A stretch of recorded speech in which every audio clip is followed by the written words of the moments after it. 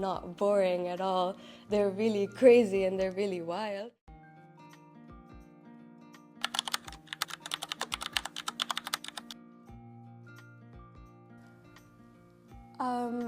So before coming here, I had really low expectations about Ireland because our alumni, they always told us that it's a really boring place. It always rains, there's nothing to do, you're not gonna like it. But coming over here, it was like sunny and like especially this week because it was charity week. So everyone was outside, everyone was having fun. So I think that kind of surprised me a bit. I was like, okay, so Irish people are not boring at all. They're really crazy and they're really wild. But it just, all of the social gatherings in Ireland, they happen inside. So a lot, like, there's not a lot outside. If you know the right people, then, you know, you can experience the culture much better. And it was also really surprising that the Irish people, they're so helpful. Like, even if you're just standing there, you didn't ask anyone for help, but they're gonna come up to you and they're gonna be like, are you okay, darling? Like, is everything fine? Do you need help? I think that's really something shocking because where I come from in Pakistan, people, even if they try to help you, you would be very distrustful of them. So I think it was very shocking for me over here.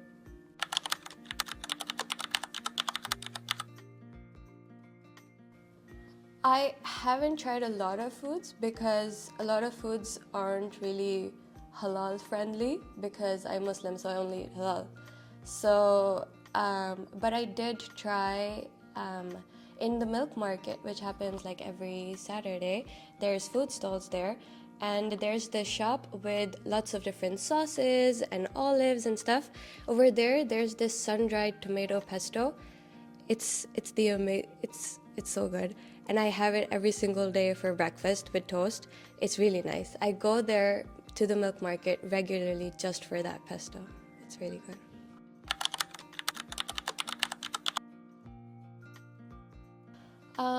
So the time difference for me back home is 5 hours, so they're 5 hours ahead of us.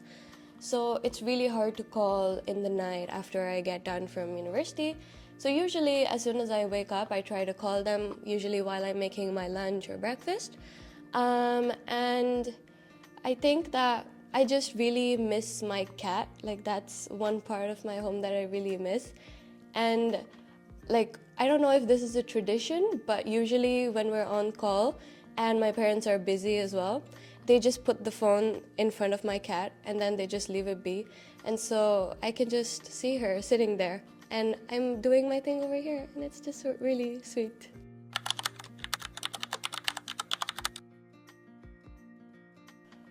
Get a raincoat and learn how to make your own food, because food over here is really expensive, so you can't really afford to eat out very regularly.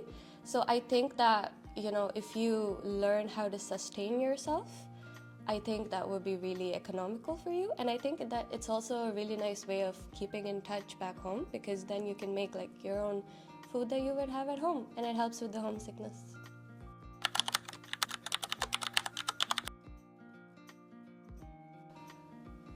People say crack here a lot, which I didn't really know what that meant, but then someone explained to me, and I think that in Pakistan we also have a similar slang word, which is kind of like scene. So like we say, what's the scene? Like, what's going on?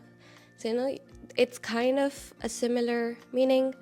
And over here, people also say a lot, thanks a million, which I've picked up as well now. And they have a lot of terms of endearment. So like they say a lot of love and darling and honey. And I think it's just really sweet, and it reflects their personality and the whole culture as well. And those are things that I'm starting to incorporate in my personality.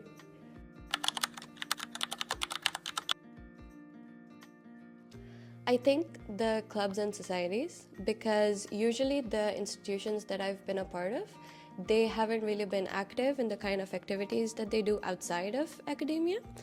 So over here, I'm part of the Anime and Manga Society and the Brazilian Jiu-Jitsu Club, which is not something that I'm used to.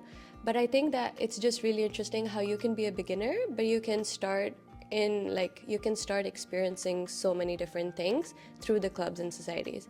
And I think they're really active as well. They have competitions, they have trainings, and I think UL, in that sense, it's really active in promoting the sense of community, and I think the clubs and societies are the way that they do it mostly.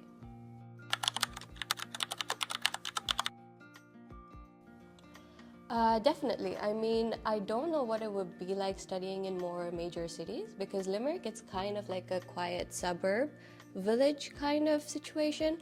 So over here, it's really peaceful, which I really like. There's not a lot of noise, there's not a lot of traffic. So if you're into that vibe, then definitely. But if you're more of a person who enjoys a lot of party, a lot of going out every day, eating out, then probably not.